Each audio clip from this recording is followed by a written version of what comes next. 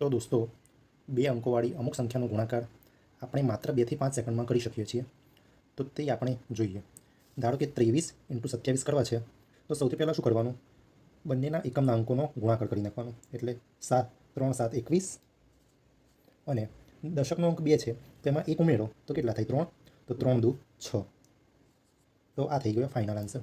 23 × 27 = 621. એ જ પ્રમાણે 7 3 21, અને 3 પછી કયો અંક આવે? તો 4. તો 4 3 12.